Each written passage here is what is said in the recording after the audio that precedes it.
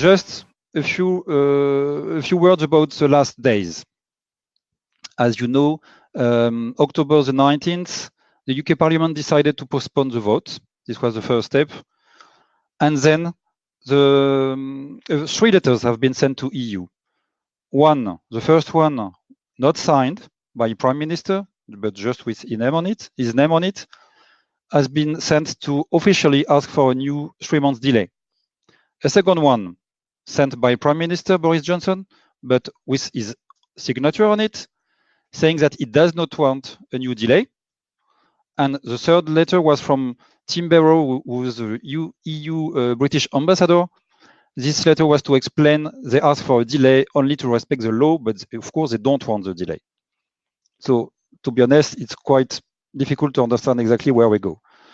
So in October the 20th, on EU side, it has been confirmed that a deal ratification process has been launched and that Brussels is considering the terms of a further prolongation of the UK's membership as they asked for it. And the last things is that MPs backed Prime Minister Withdrawal Agreement Bill. It was yesterday, but minutes later they voted against the timetable. It means they agreed to speak about the deal, but they want more delay. So it will be now impossible to get a vote before end of October. That's why on European side, Donald Tusk said we could probably agree about a new delay, a few days perhaps, and some different European governments probably will have to explain if they agree with a few more days delay to make sure the UK Parliament will be able to vote. But today it is still 31st of October, and we still need to be prepared for this date. Of course, we still have different options, like the deal, hard Brexit, new referendum, general elections, and we can go to any of these options still today. Our webinar agenda. So first, we will see a few slides about what is at stake. For those who connected before, you already saw a short video with a few slides. We will go then through 10 best practices we would like to share with you today. And then we'll go into more procedures about how to manage your import and export from or to the UK, and also a specific presentation about the French border. We will finish with a Brexit by Jeffco presentation and information about how you can get more information from us, how you can upload our documents and everything. Once again, you can address your questions directly through the platform. You have a chat for that. So what is at stake? Quite quickly, because a lot of you already saw the presentations. So the referendum was in 2016. So it means it was, in fact, a long story. It's a long story. And the deal, the November deal, 25th November deal from last year has been registered 3 times. And now we have a new deal. And as I just said, we don't know when a vote will be organized, but probably after end of October. If the deal is endorsed end of October or a few days after, if EU agree for it, then the UK will become a third country, but it will open a transition period. It means that our daily life and the work will still be like today for at least 1 year, up to end of 2020. If not, of course, it's hard Brexit. Of course, hard Brexit means restoration of the borders, means payment of customs duties. On UK side, 88% of the trade will be out of duties, will be free of duties. It's not the same on EU side because WTO rules will apply, and of course a lot of duties will have to be paid. Because we speak about a border, we speak about new processes, we could have delays at the borders. So it's really a problem to be sure. We need to make sure we will be able to cross tomorrow the borders. And of course, I will come back to a few new VAT rules, because of course, if the UK is a third country, we could have some change there. So how to manage your challenge? A few figures. When we speak about Brexit, the estimated quantity of new customs declaration is 400 million. 400 millions, it's a huge quantity. Of course, it will be less because on UK side, they decided to have a few optimizations, but it will be anyway hundreds of millions. Of course, also you have a subject about regulatory compliance and complexity in the processes. But you also have some change management about your people, how you train your people, how you change your processes, how you work with your IT systems. So a lot of things to do, and it's not only a customs or a supply chain subject. As I said, we want to share 10 best practices with you today. Because I only have 35 minutes, I won't be able to go through all the details, but you will be able to upload a few slides from our website. First, you need to analyze your flows. To be honest, we have seen that this for many months already. You need to understand why and where you are impacted by Brexit in your flows tomorrow. You need to prepare your teams for customs compliance, of course. Are you able to perform your customs clearance or not? Do you need to work with a broker? Are you sure your broker will be able to work for you also? Change your Incoterms. Important point. If you sell XWorks or if you purchase DDP, you could face problems. You could have issues. Because it means you will perform a customs clearance in a country where you could be not established. So just be careful about this kind of Incoterms, and it's better to use DAP or FCA Incoterms, of course. So identify your tariff codes and origins. Another important point. If we speak about customs to perform, it means also that you need to know which tariff code it is about. When you use intra-community deliveries, you are using a short code. Today, you need a full code to cross the borders. So first, you need to know your goods. And after, you also have a subject about origins. Origins do not mean provenance. So if your goods are manufactured in the UK today with EU certificate of origin, it doesn't mean tomorrow you will be able to issue a British certificate of origin, because probably a part of your goods could come from the EU. So even with a FTA between the UK and other countries, it could be that you won't be able to issue a British certificate of origin. And the same on EU side, where if you manufacture some goods in the EU and you issue today certificate of origin, EU certificate of origins, perhaps tomorrow you won't be able to. So you have to check and to make sure about your customs origins. Important point. You need to obtain a new AOA number. All GB AOA numbers will disappear.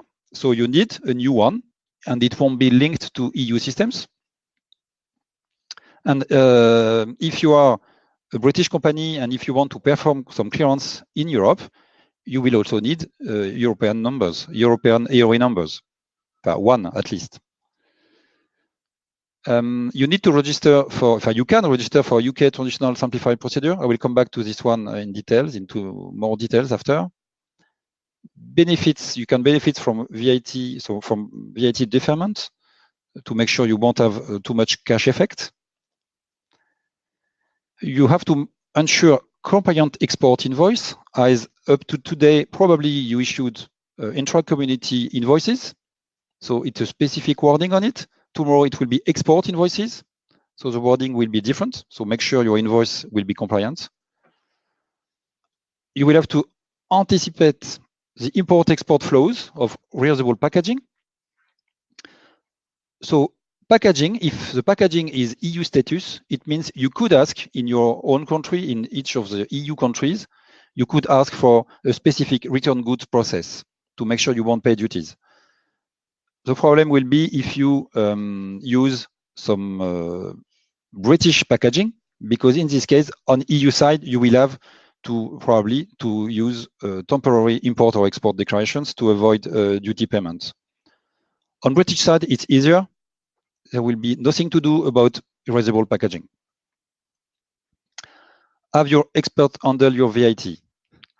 So VAT, yeah, is also another subject. As you know, if the British leave the EU, we will have some change on VAT rules. The UK will keep the EU VAT system, at least at the beginning. So if you are a European company and if you have a VAT number in the UK, it will remain the same. But on the other side, if you are a British company, if you handle VAT numbers in Europe, you will have some differences in the countries. As an example, in France, it will still be a fiscal identification, means you will still be able as a British company to manage yourself your VAT returns. But if you have, as a British company, a VAT number in Belgium or in Spain, as example, it will be a fiscal representation, means you need to have a company to handle your VAT in these countries. So how to manage import cross-border operations to the UK? So 2 options. For non-bonded goods, we will go from Europe to the UK in the example. So first, you always need an export declaration. Of course, when you leave a country to another one, to a third country, you need an export declaration. Then, in the UK, before crossing, this is a new rule, you need a preload UK import declaration. So very important, you will always need, when you go to the UK, a preload UK import declaration. But you also can use a transit up to final UK import destination. So you can issue your export declaration in EU, and then you can issue a transit. This is for non-bonded goods, but to be honest, the best option is to use a preload UK import declaration after an export declaration. If you have bonded goods, they can come from a bonded warehouse in the EU or from other countries like Switzerland, Morocco, Turkey, where you want. In this case, of course, you have a transit up to UK or EU ports, and then still you will need a preload UK import declaration. I said always a preload UK import declaration. But you will also be able to use the transit to final UK import destination, if it's agreed, of course, for customs, and then you will be able to use a preload UK import declaration. So I spoke about preload declarations in the UK. In fact, you have 3 different preload declarations. The first one is a really new one, very simplified one, the import traditional simplified procedure, called TSP. So in the traditional simplified procedure, it's provided by the UK customs authorities, and be aware that the UK customs authorities, HMRC, sent 95,000 TSP authorizations to UK established companies to make sure all companies trading with the EU will have one. Okay, so probably your company, if you are a British company or established company in the UK, your company received this TSP authorization. So the second point is to understand that this TSP is only for established companies in the UK. So if you are using a VAT number in the UK, it won't work. Goods requiring an import license or excise goods cannot use TSP. And you can use it, important point, if you are importing goods from the EU into the UK, including goods traveling through the EU from the rest of the world, if they have gone through the EU customs. The second option, second privilege option to go into the UK is the Simplified Frontier Declaration, SFD, for the Customs Freight Simplified Procedure.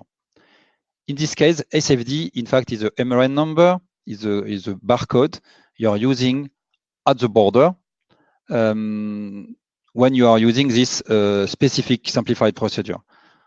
Only a few companies are using it today in the UK. It can be established companies, but it can also be brokers, because what I haven't said is that TSP is forbidden for brokers. So the CFSP is possible, but not so much used, to be honest, today. But it's an option. And the last one, if you cannot use the two first ones, so if you do not want to use them, will be the full frontier declaration procedure, the C88. It is the classical import declaration. And in this case, it means you will need to perform your import declaration before the crossing. So we will have a focus on first solution, the TSP. As I said, we just have a few minutes today, so I will just go into details in one solution.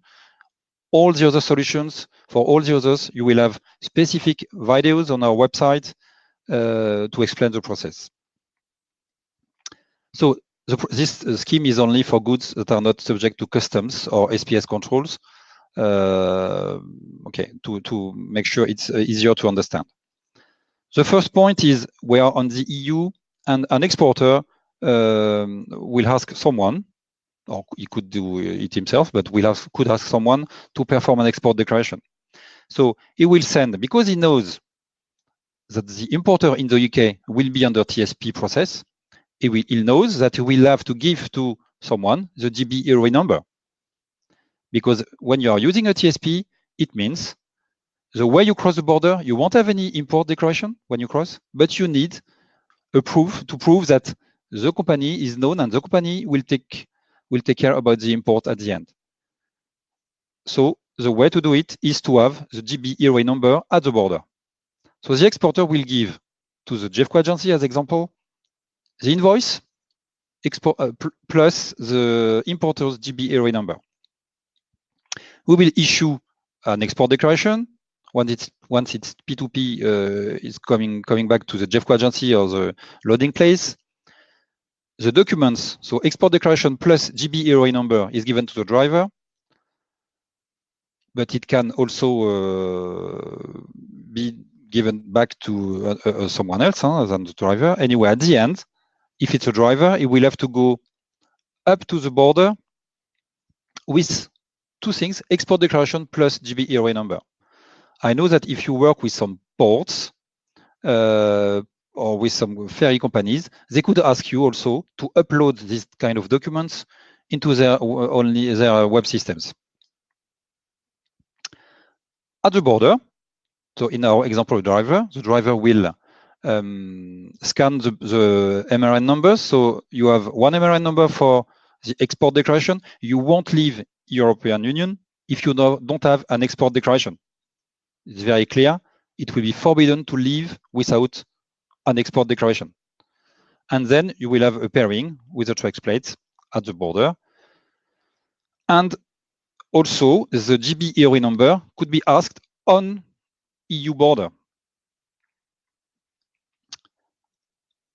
Then you're ready for embarkment. You will have the exit notification, disembarkment, and the importer in the same time is supposed to have an entry in declarance records, because at the end of the month, he will have to perform himself, or his broker will have to perform a supplementary declaration for imports.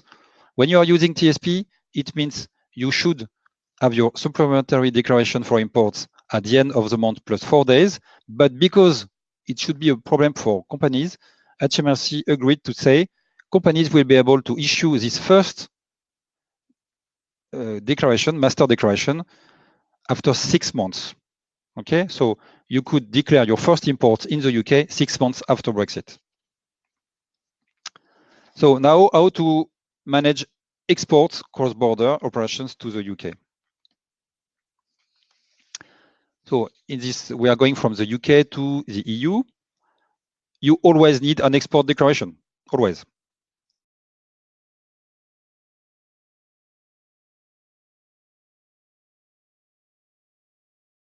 Two options. You can issue, you can have an import or a transit declaration at EU border. So you can cross the border directly, or you can stop at EU border. It is two options. So option one, you have your export declaration, and then you open a transit at the authorized consignor status location. Very important. You need to be authorized to open a transit. And then the transit will be closed on EU side, and an import declaration will be done at the agreed destination point. Very important point also, Calais and Dunkirk in France are not agreed destinations for transit in any case. From the UK to Europe or from Europe to the UK, you won't be able to use Calais and Dunkirk as agreed destination for transit. You cannot stop there. No stop at the border in case of control, except in case of control if you are using a transit. So good option. Option two, import declaration at EU border. So you have an export declaration, again, at the loading point, and on EU side, an import declaration at EU border. Very classical one. You can go from, example, from Dover to Antwerp in Belgium, and then in Antwerp, you will have to import your goods or issue a transit if you want in Belgium. Once again, this kind of process is highly not recommended in Calais and Dunkirk because there's no space to park the trucks, not enough anyway. So you will have some smart border options if you want to go through Calais and Dunkirk. So let's go to the French smart border. In France, the trade, you have to know that the trade between EU and the UK, 55% goes through the French borders. French border means 14,000 trucks per day. And if I want to have a focus on Eurotunnel business, Eurotunnel is one train every 10 minutes, 32 trucks per train. It's an highway. The same for the different ports. When you have a big vessels in the port, it's a lot of trucks in the same times. So it has to be a fluid traffic. And customs have to be performed at the French border if you go through the French border. You cannot, except if you have a transit, you cannot do something, customs something somewhere else. Another important point, in France, 95% of trucks crossing the French border have a driver in the truck, means you cannot wait. The driver is there, he has to leave. So it's imperative to have a smooth crossing. What is Smart Border? Smart Border is an IT solution based on anticipated customs formalities. I will go into details in the next slide, but the idea is not to stop at French border and to pre-lodge everything, all what you can before crossing, like on British side. In all customs declarations, you have a barcode, except for, as I said, for TSP in the UK, because it's a GB EOE number. So on European side, you will always have a barcode. On a transit, or an export declaration, or import declaration, you always have a barcode. So this is the first point. And this barcode will be linked to truck plates by Eurotunnel or the ferry companies.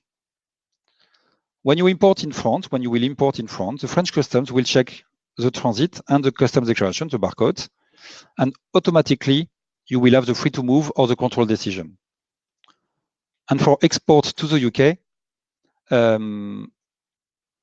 if an export formality has been done before you arrive at the border, you will be able to load. If not, you will be stored in a park if they have enough space, or you will be pushed back to the highway. Because sometimes we have several MRNs, like for Group H, French customs also decided to have a logistics envelope. This is an application, and you can use it from anywhere in Europe or in the UK, and you can scan all the barcodes, and it will give you a new MRN barcode. So the driver will be able to cross the French border with only one barcode. You only can use it on French border, but you cannot use it, of course, for the British documents, except the transit. How does it work? IT system, from an IT system perspective. So exporters or logistic providers issue a transit or customs declarations. It can be an export performed in Poland, for example, or a transit issued in Switzerland. Because on the customs document, you declare that you will go through the French border, then it will go to the French systems, and the French systems will send information to IT Brexit system, a new database to manage the French borders.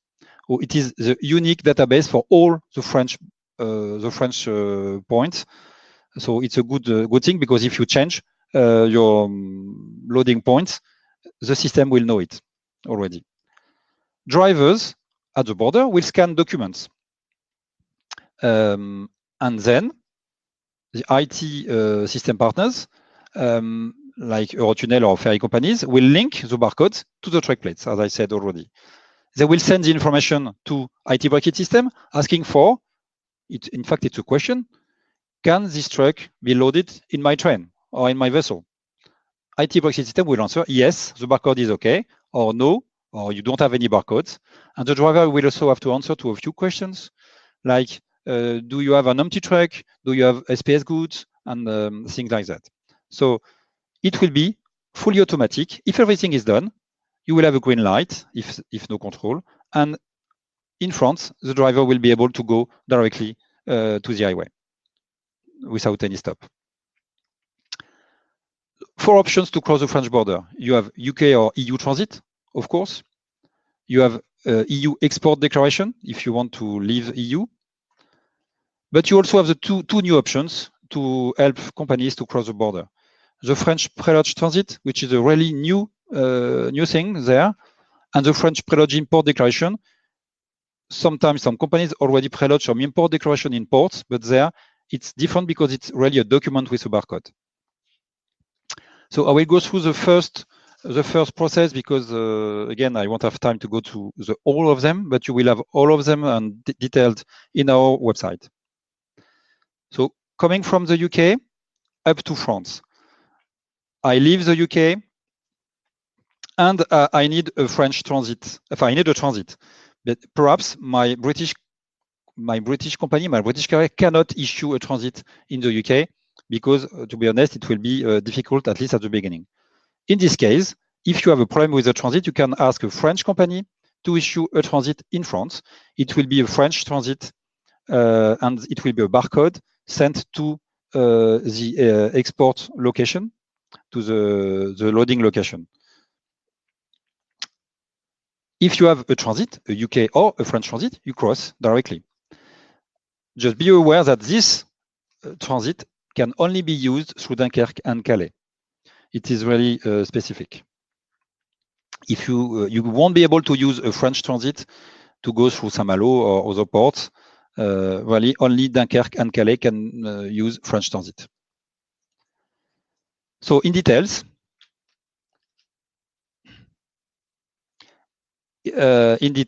and once again, if you have questions, do not hesitate to write your question in the chat. So the French pre-lodge transit, as I said, the exporter in the UK will ask someone, will give documents to Jeffco, for example, to ask for an export declaration. The export declaration will be performed. We will have the P2P. And then, because we know we want to cross the French border and we need something, we need a barcode to cross, we decide that the barcode will be a French pre-lodge transit. So Jeffco UK will ask Jeffco France to issue this French pre-lodge transit. It will be issued. We will have a barcode. We send the barcode back to Jeffco UK. Jeffco UK will give it to the driver in my example. And then the driver will have 2 things before he crosses. He will need the export declaration from the UK and the transit to cross the border. At the border, on British side, he will have to present the export declaration, of course, and also, and it will be checked, of course, before on the highway You know that HMRC, Border Force, decided to check a lot of things before the border. And at the border, he will have to present the French barcode to be able to load in the vessel or in the train. Then it will be okay for embarkment. During the crossing, because you know the transit, there's a legal issue there. The transit, it's a pre-lodge transit. It's not officially a transit. It's just a document with a barcode. So we need, legally speaking, to have now the transit to be officially a transit. So the company, the ferry company or Eurotunnel send an information to French Customs to say, it's okay, the barcode crossed or is crossing. French Customs will inform JEFCO France, and of course it will be automatic, that the transit already crossed. So we confirm that we want the transit to be pushed and to be officially confirmed. And then we have officially the transit to be an official French transit before disembarkment. And because it is already an official transit and the delay starts there at the French border, the driver will be able to go directly to the highway because everything is okay, except in case of control, of course. So with this option of French transit, you can go through the border, and if everything is okay, you don't stop on British side and you don't stop on French side. So a very easy solution. Another one, the French pre-lodge import declaration. So very quickly, it is nearly the same. Fine, so it's a little different because in fact it will be a French import declaration to be performed in France. So before you cross from the UK, you need a barcode and you decide that you want a French import declaration. Then the same, you ask to the French broker, a French import pre-lodge declaration. The barcode has to be given to the driver on British side. And when he will cross, he will present the barcode.